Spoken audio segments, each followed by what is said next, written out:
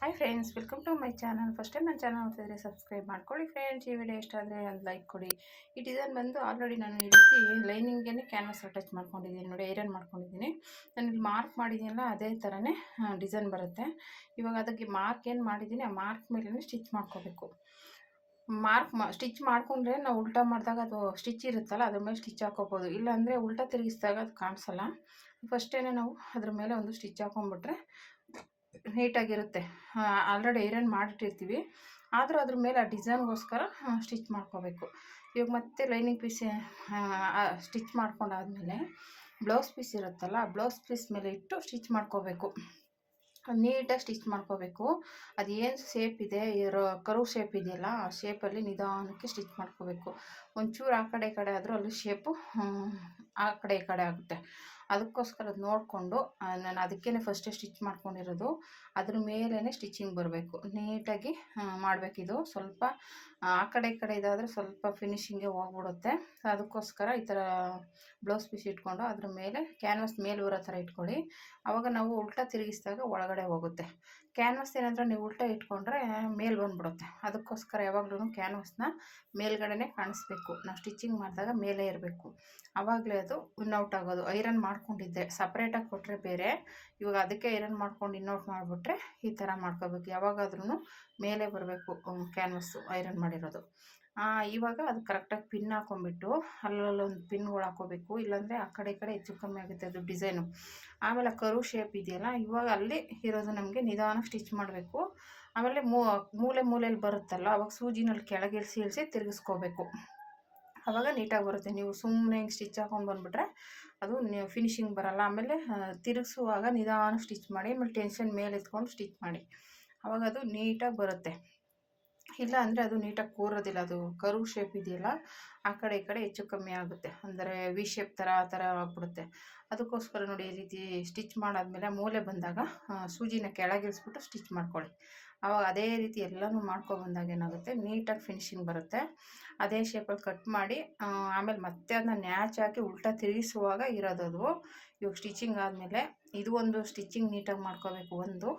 ಮತ್ತೆ ಆಮೇಲೆ ನಾವು ಕಟ್ಟಿಂಗ್ ಮಾಡ್ತೀವಲ್ಲ ಅವಾಗ ಮಾಡಿದಾಗ ನೀಟಾಗಿ ಅದು ಕರು ಶೇಪಲ್ಲೆಲ್ಲ ನಾವು ಮೂಲೆಯಲ್ಲೆಲ್ಲ ನ್ಯಾಚ್ ಹಾಕ್ಕೋಬೇಕು. ನೀಟಾಗಿ ನ್ಯಾಚ್ ಹಾಕಿದ್ರೇ ಅದು ತಿರುಗಿಸಿದಾಗ ನೀಟಾಗಿ ತಿರುಗುತ್ತೆ. ನ್ಯಾಚ್ ಸರಿಯಾಗಿ ಹಾಕಿಲ್ಲ ಅಂದರೆ ಅಲ್ಲಿ ಗಂಟು ಥರ ಸಿಗಾಕೊಳ್ಳುತ್ತೆ.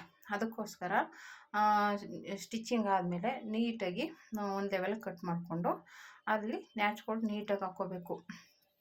ಇಲ್ಲ ಅಂದರೆ ಅದು ಹೇಳ್ದಂಗೆ ಯಾವಾಗಲೇ ಹೇಳಿದ್ನಲ್ಲ, ಅದು ತಿರುಗಿಸ್ದಾಗ ಏನಾಗುತ್ತೆ ನೀಟಾಗಿ ಬರೋಲ್ಲ, ಅದು ಒಳಗೆ ಗಂಟು ಥರ ಸಿಗಾಕೊಳ್ಳುತ್ತೆ, ಮೇಲೆ ಫಿನಿಶಿಂಗ್ ಬರೋದಿಲ್ಲ, ಆ ಥರ ಆಗ್ಬಿಡುತ್ತೆ. ಅದಕ್ಕೋಸ್ಕರ ಅದನ್ನ ನೀಟಾಗಿ ಸ್ಟಿಚ್ ಮಾಡಿಕೊಂಡು ಉಲ್ಟಾ ತಿರುಗಿಸ್ಕೊಂಡು ಅದ್ರ ಮೇಲೆ ಒಂದು ಪಾಯಿಂಟ್ ಹೊಲಿಗೆ ಹಾಕ್ಕೋಬೇಕು. ಪಾಯಿಂಟ್ ಹೊಲಿಗೆ ಹಾಕಬೇಕಾದ್ರೆ ಮುಂಚೆನೇ ಅದನ್ನ ನೀಟಾಗಿ ತಿರುಗಿಸಿದಾಗ ನ್ಯಾಚ್ ಹಾಕಿರ್ತೀವಲ್ಲ ಅಲ್ಲೆಲ್ಲ ಸೂಜಿಗೆ ಸ್ವಲ್ಪ ಹಿಂಗೆ ಎತ್ತಿ ಹೀಗೆ ತಿರುಗಿಸ್ಕೊಂಡು ನೀಟಾಗಿ ಕಟ್ ಮಾಡಿಕೊಂಡು, ನಾನು ಯಾವಾಗಲೇ ಹೇಳ್ದಾಗೆ ನ್ಯಾಚ್ ನೀಟಾಗಿ ಹಾಕ್ಕೋಬೇಕು. ನ್ಯಾಚ್ ಹಾಕಲಿಲ್ಲ ಅಂದರೆ ತಿರುಗಿಸೋಕ್ಕಾಗಲ್ಲ. ನ್ಯಾಚ್ ಹಾಕಿದ್ಮೇಲೆ ಸೂಜಿಲೆ ನೀಟಾಗಿ ತಿರುಗಿಸ್ಕೊಳ್ಳಿ, ಆವಾಗಲೇ ನಾವು ಫಿನಿಶಿಂಗ್ ಮೇಲೆ ಸ್ಟಿಚ್ ಹಾಕಿದಾಗ ನೀಟಾಗಿ ಕೂತ್ಕೊಳ್ಳುತ್ತೆ. ಇಲ್ಲಾಂದರೆ ಏನಾಗುತ್ತೆ, ಅಲ್ಲಲ್ಲಿ ಸುಕ್ ಥರ ಆಗುತ್ತೆ, ಗಂಟು ಥರ ಆಗುತ್ತೆ. ಆಮೇಲೆ ಅದು ನೀಟಾಗಿ ಸ್ಟಿಚಿಂಗ್ ಆದಮೇಲೆ ಒಂದು ಐರನ್ ಮಾಡ್ಕೋಬೇಕು. ಅದು ಉಲ್ಟಾ ತಿರುಗಿಸಿದ್ಮೇಲೆ ನೀಟಾಗಿ ಒಂದು ಸ್ವಲ್ಪ ಐರನಲ್ಲಿ ಮಾಡಿದ್ರೆ ಅವಾಗ ಫಿನಿಶಿಂಗ್ ನೀಟಾಗಿ ಕೂತ್ಕೊಳ್ಳುತ್ತೆ. ಆ ಥರನೂ ಮಾಡ್ಕೋಬೋದು ನೋಡಿ. ಈ ರೀತಿ ತಿರುಗಿಸ್ಬೇಕಾದ್ರೆ ನೀಟಾಗಿ ತಿರುಗಿಸ್ಕೊಳ್ಳಿ, ಅದು ಒಂದೊಂಥ ಗಂಟಾಗ್ಬಿಡುತ್ತೆ. ಅವಾಗ ಏನು ಮಾಡಬೇಕು, ಸೂಜಿಗೆ ಸ್ವಲ್ಪ ಹಿಂಗೆ ತೆಗೆದು ನೀಟಾಗಿ ತಿರುಗಿಸ್ಕೋಬೇಕು. ಆವಾಗ ಇದು ನೀಟಾಗಿ ಫಿನಿಶಿಂಗ್ ಬರೋದು. ಇಲ್ಲಾಂದರೆ ಏನಾಗುತ್ತೆ, ಈ ಶೇಪ್ಗಳಲ್ಲಿ ಸ್ವಲ್ಪ ನಿಧಾನಕ್ಕೆ ಮಾಡ್ಕೋಬೇಕು. ಈ ಜಾಸ್ತಿ ನ್ಯಾಚ್ ಹಾಕಿದಾಗಲೂ ಕಟ್ಟಾಗ್ಬಿಡುತ್ತೆ.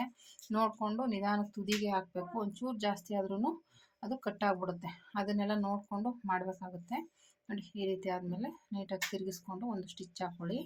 ನೀಟಾಗಿ ಸ್ಟಿಚ್ ಹಾಕೊಂಡ್ಮೇಲೆ ಆಮೇಲೆ ಅದ್ರ ಮೇಲೆ ನಾವು ಡಿಸೈನ್ ಮಾಡಬೇಕು. ಡಿಸೈನ್ ಮಾಡೋದಕ್ಕೆ ನಾನು ಸೀರೆಯಲ್ಲಿ ಸ್ವಲ್ಪ ಪೀಸ್ ತೊಗೊಂಡಿದ್ದೀನಿ. ಸೀರೆ ಪೀಸಲ್ಲಿ ನಾವು ಟ್ಯಾಗ್ ರೆಡಿ ಮಾಡ್ಕೋಬೇಕು. ಇದು ಟ್ಯಾಗಲ್ಲೇ ರೆಡಿ ಮಾಡುವಂಥ ಡಿಸೈನ್ ಇದು. ನಾವೇನು ಡಿಸೈನು ಕರ್ವ್ ಡಿಸೈನ್ ನೋಡಿ, ಇವಾಗ ಈ ರೀತಿ ಬಂತು ಕರ್ವ್ ಡಿಸೈನು. ಇವಾಗ ನೀಟಾಗಿ ನಾನು ಅಲ್ಲಿ ತೆಗಿತಿದ್ದೀನಲ್ಲ ಆ ಥರ ನೀಟಾಗಿ ತೆಗೆದು ಇದು ಮಾಡ್ಕೋಬೇಕು. ನೀವು ಅದಕ್ಕೆ ಹೇಳಿದ್ದು ಅಲ್ಲಲ್ಲಿ ಕ್ರಾಸಲ್ಲೆಲ್ಲ ಸ್ವಲ್ಪ ನ್ಯಾಚ್ ಹಾಕಿ ನೀಟಾಗಿ ಮಾಡಿದ್ರೇ ಅದು ನೀಟಾಗಿ ಬರೋದು ನೋಡಿ. ಮಾಡ್ತಾಯಿದ್ದೀನಲ್ಲ ಆ ರೀತಿ ನ್ಯಾಚ್ ಹಾಕ್ಕೋಬೇಕು. ಇಲ್ಲಾಂದರೆ ಏನಾಗುತ್ತೆ, ನ್ಯಾಚ್ ಹಾಕಿಲ್ಲ ಅಂದರೆ ಮೇಲ್ಗಡೆ ಗಂಟು ಥರ ಬರುತ್ತೆ, ತಿರುಗಿಸಿದಾಗ ಗಂಟು ಥರ ಸಿಗಾಕೊಳ್ಳುತ್ತೆ, ಅಂದರೆ ನೀಟಾಗಿ ತಿರುಗಲ್ಲ ಲೈನಿಂಗ್ ಬಟ್ಟೆ. ಅದಕ್ಕೋಸ್ಕರ ಸ್ವಲ್ಪ ನ್ಯಾಚ್ ಹಾಕ್ಕೊಂಡು ನೋಡ್ಕೊಂಡು ಹಾಕಿ. ಅದು ಬಟ್ಟೆ ಕಟ್ ಮಾಡಿಬಿಟ್ರೆ ಮೇಲೂ ಓಪನ್ ಆಗ್ಬಿಡುತ್ತೆ. ಅದು ನೋಡಿಕೊಂಡು ಸ್ಟಿಚ್ಚಿಂಗು ಓಪನ್ ಆಗಬಾರ್ದು, ಆ ರೀತಿ ನ್ಯಾಚ್ ಹಾಕಬೇಕು. ಈ ರೀತಿ ಆದಮೇಲೆ ಇವಾಗ ನೀಟಾಗಿ ತಿರುಗಿಸ್ಕೊಂಡು ಅದ್ರ ಮೇಲೆ ಒಂದು ಸ್ಟಿಚ್ ಹಾಕ್ಕೋಬೇಕು. ನೀವು ಬೇಕಾದರೆ ಒಂದು ಸ್ವಲ್ಪ ನೀಟಾಗಿ ಐರನ್ ಮಾಡ್ಕೋಬೋದು. ಮಾಡ್ತೀವಿ ಟೈಮ್ ಇರುತ್ತೆ ಅನ್ನೋದಾದರೆ ನೀಟಾಗಿ ಐರನ್ ಮಾಡಿಬಿಡ್ಬೇಕಾದ್ರೆ ಆಮೇಲೆ ಇನ್ನು ಮಿಕ್ಕಿದ ಡಿಸೈನ್ ಮಾಡ್ಬೋದು. ನಾನೇನು ಐರನ್ ಮಾಡಿಲ್ಲ. ಅದೇ ಡಿಸೈನ್ಗೆ ಒಂದು ಪಾಯಿಂಟ್ ಹೊಲಿಗೆ ಹಾಕ್ಕೊಂಡೆ ಸುತ್ತ. ಅದೇನು ಡಿಸೈನ್ ಕರ್ವ್ ಡಿಸೈನ್ ಇತ್ತಲ್ಲ ಅದೇ ಡಿಸೈನ್ಗೆ ಸ್ವಲ್ಪ ನೀಟಾಗಿ ಎಳ್ಕೊಂಡು ನೀಟಾಗಿ ಸ್ಟಿಚ್ ಮಾಡಿಕೊಂಡೆ. ಈ ಥರ ಸ್ಟಿಚ್ ಮಾಡ್ಕೊಂಡಾದಮೇಲೆ ನಾನು ಸೀರೆಗೆ ಸ್ವಲ್ಪ ಪೀಸ್ ತೊಗೊಂಡಿದ್ದೀನಿ. ಅದು ಬಂದುಬಿಟ್ಟು ಟ್ಯಾಗ್ ರೀತಿ ಮಾಡುವಂಥ ಡಿಸೈನ್. ಇದು ತಮ್ನೇಲಲ್ಲಿ ಆಲ್ರೆಡಿ ನೋಡಿರ್ತೀರ, ಆ ಥರ ಬರುತ್ತೆ ಡಿಸೈನ್ ಇದು. ಹಾಗಾಗಿ ಅದಕ್ಕೆ ಸ್ವಲ್ಪ ಸೀರೆ ಪೀಸಲ್ಲಿ ಟ್ಯಾಗ್ಗಳು ರೆಡಿ ಮಾಡ್ಕೋಬೇಕು. ಇದು ಸ್ಲೀವ್ಸ್ಗೂ ಬೇಕಾಗಿರೋದ್ರಿಂದ ಸ್ವಲ್ಪ ಜಾಸ್ತಿನೇ ತೊಗೊಂಡಿದ್ದೀನಿ ನಾನು, ಯಾಕೆಂದರೆ ನೆಕ್ಗೆ ಮತ್ತು ಸ್ಲೀವ್ಸ್ಗೆ 2 ಸ್ಲೀವ್ಸ್ಗೂ ಬೇಕಲ್ಲ. ಆಮೇಲೆ ಮತ್ತೆ ಎಕ್ಸ್ಟ್ರಾ ಪೀಸ್ ತಂದು ಮಾಡೋಕ್ಕಾಗಲ್ಲ, ಬೇರೆ ಬೇರೆ ಆಗಿಬಿಡುತ್ತೆ. ಅದಕ್ಕೆ ಒಂದೇ ಇದರಲ್ಲಿ ಕಟ್ ಮಾಡಿಕೊಂಡು ನೀಟಾಗಿ ಇಟ್ಕೊಂಡಿದ್ದೀನಿ. ಇವಾಗ ಇದನ್ನು ನೀಟಾಗಿ ಹಿಂಗೆ ಸ್ಟಿಚಿಂಗ್ ಹಾಕ್ಕೊಂಡಾದ್ಮೇಲೆ ಮತ್ತೆ ನಾನು ಹೇಳ್ದಂಗೆ ಅದನ್ನ ಟ್ಯಾಗ್ ರೆಡಿ ಮಾಡ್ಕೋಬೇಕು.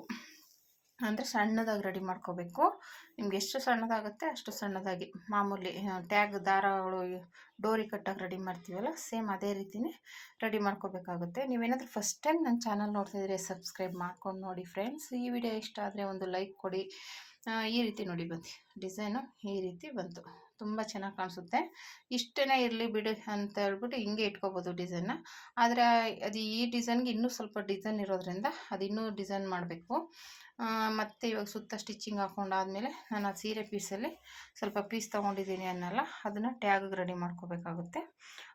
ಟ್ಯಾಗಿಗೆ ರೆಡಿ ಮಾಡ್ಕೊಂಡಾದ್ಮೇಲೆ ಅದು ಉಲ್ಟಾ ತಿರುಗಿಸ್ಕೊಂಡು ಅದು ಕರು ಶೇಪ್ ಇರುತ್ತಲ್ಲ ಆ ಶೇಪ್ಗೆ ಅದು ಸ್ಟಿಚ್ ಮಾಡಬೇಕು. ಕರು ಶೇಪ್ ಹೇಗಿದೆ ಅದಕ್ಕೆ ಅಳತೆ ನೋಡ್ಕೊಂಡು ಕಟ್ ಮಾಡ್ಕೋಬೇಕು. ಕರು ಶೇಪ್ ಎಷ್ಟೆಷ್ಟಿದೆ ಅಷ್ಟಕ್ಕೆ ಇಟ್ಕೊಂಡು ನೀಟಾಗಿ ಅದು ಶೇಪಲ್ಲಿ ಕೊಡ್ತಾ ಬರಬೇಕು. ನಾನು ಆಲ್ರೆಡಿ ತೋರಿಸ್ತಿದ್ದೀನಿ.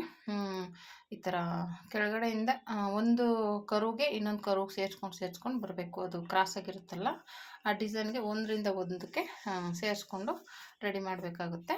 ಈ ಡಿಸೈನ್ನ ನೋಡಿ ಈ ರೀತಿ ಇಲ್ಲಿ ಮಧ್ಯ ಅದು ಒಂದು ಡಿಸೈನ್ ಬರುತ್ತೆ ಮೇಲ್ಗಡೆನೂ ನೋಡಿ. ಇದು ಸೀರೆ ಪೀಸಲ್ಲಿ ಕಟ್ ಮಾಡಿರೋದು. ಇದು ಸ್ಲೀವ್ಸ್ಗೆ ನೆಕ್ಗೆ ಎಲ್ಲ ಬೇಕು, ಸ್ವಲ್ಪ ಜಾಸ್ತಿನೇ ಬೇಕು. ಅಂದರೆ ಬರೀ ದಾರಗಳೇ ನೋಡಿ ಈ ರೀತಿ ತಿರುಗಿಸ್ಕೊಂಡು ಒಂದು ದೊಡ್ಡ ಸೂಜಿ ದಾರ ಹಾಕ್ಕೊಂಡು, ದಾರ ಸ್ವಲ್ಪ ಜಾಸ್ತಿ ಹಾಕ್ಕೊಳ್ಳಿ, ಕಿತ್ತೋಗಬಾರ್ದು. ಆ ರೀತಿ ಮಾಡಿಕೊಂಡು ಈ ರೀತಿ ತೂರಿಸ್ಕೊಂಡು ಉಲ್ಟಾ ಎಳೆದ್ರೆ ಬಂದ್ಬಿಡುತ್ತೆ. ಅಂದರೆ ಸಣ್ಣ ಇರೋದ್ರಿಂದ ಸ್ವಲ್ಪ ನಿಧಾನ ಆಗುತ್ತೆ, ನಿಧಾನಕ್ಕೆ ಎಳೆದ್ರೆ ಬಂದ್ಬಿಡುತ್ತೆ. ಹಾಗೇನೆ ಇದಾಗಲ್ಲ, ಒಂದೇ ಲೆವೆಲ್ಗೆ ಇರಬೇಕು ಸ್ಟಿಚ್ಚು. ನೋಡಿ ಈ ರೀತಿ ಬಂದೇ ಬಿಡ್ತು ನೋಡಿ. ಈ ರೀತಿ ರೆಡಿ ಮಾಡ್ಕೋಬೇಕು ಎಲ್ಲ ಪೀಸನ್ನು. ಒಂದಷ್ಟು ರೆಡಿ ಮಾಡಿ ಇಟ್ಕೋಬೇಕು, ಯಾಕೆಂದರೆ ನೆಕ್ಕಿಗೆ ಬೇಕು, ಸ್ಲೀವ್ಸಿಗೆ ಬೇಕು, ಎಲ್ಲದಕ್ಕೂ ಬೇಕಲ್ವ. ಹಂಗಾಗಿ ರೆಡಿ ಮಾಡಿಕೊಂಡು ಇವಾಗ ಇದನ್ನು ನಾನು ಹೇಳ್ದಾಗೆ ಕರು ಶೇಪ್ ಇದೆಯಲ್ಲ ಅದು ಕರೆಕ್ಟಾಗಿ ಆ ಶೇಪ್ ಕರೆಕ್ಟಾಗಿ ಕೊಡಬೇಕು. ಇಲ್ಲಿ ಕೊಡ್ತಾ ಇದ್ದೀನಲ್ಲ ಸೇಮ್ ಆ ಕರು ಶೇಪ್ಗೆ ಹೆಂಗಿದೆ ಆ ಸೀರೆ ಪೀಸಲ್ಲಿ ಸ್ಟಿಚ್ ಮಾಡುವಂಥ ಟ್ಯಾಗ್ನ ಈ ರೀತಿ ಒಂದ್ರ ಮೇಲೊಂದು ಕಟ್ ಮಾಡ್ಕೋಬೇಕು. ಅಲ್ಲಲ್ಲಿಗೆ ಎಷ್ಟು ಬೇಕು ಅಷ್ಟು ಬಿಟ್ಟು ಮತ್ತು ಅದ್ರ ಮೇಲೊಂದು ಹಂಗೆ ಸುತ್ತ ಅದೇ ರೀತಿ ಸ್ಟಿಚ್ ಮಾಡಬೇಕು. ತುಂಬ ಚೆನ್ನಾಗಿ ಕಾಣಿಸುತ್ತೆ ಡಿಸೈನು. ಆಲ್ರೆಡಿ ನಾನು ಈ ಡಿಸೈನ್ನ ಒಂದು ಬ್ಲೂ ಕಲರಲ್ಲೂ ಹೊಲ್ದಿದ್ದೀನಿ, ಅದು ವೀಡಿಯೋ ಹಾಕಿದ್ದೀನಿ ಅನಿಸುತ್ತೆ, ನೆನಪಿಲ್ಲ, ಹಾಕಿದ್ದೀನಿ ನೋಡಬೇಕು. ಅದು ಒಂದೇ ಕಲರಲ್ಲೇ ಮಾಡಿಸಿದ್ರು, ಅದು ಚೆನ್ನಾಗಿತ್ತು ಡಿಸೈನು. ಇವಾಗ ಇದು ಆಪೋಸಿಟ್ ಕಲರು ಸೀರೆ ಕಲರಲ್ಲಿ ಕೊಡ್ತಾ ಇರೋದ್ರೆ ಇದು ಇನ್ನೂ ಹೆಚ್ಚು ಚೆನ್ನಾಗಿ ಕಾಣಿಸುತ್ತೆ. ಒಂದೇ ಕಲರಲ್ಲಾದರೆ ಅಷ್ಟು ಡಿಸೈನ್ ಕಾಣಿಸಲ್ಲ ಎದ್ದು ಅದು. ಇವಾಗ ಇದು ಆಪೋಸಿಟ್ ಕಲರ್ ಇರೋದ್ರಿಂದ ಈ ರೀತಿ ರೆಡಿ ಆಯಿತು ನೋಡಿ ಫ್ರೆಂಡ್ಸ್.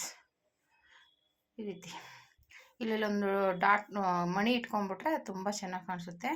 ಟ್ರೈ ಮಾಡಿ ಫ್ರೆಂಡ್ಸ್, ಹೇಗೆ ಬಂತಂತ ಕಮೆಂಟ್ ಮಾಡಿ. Thank you for watching friends.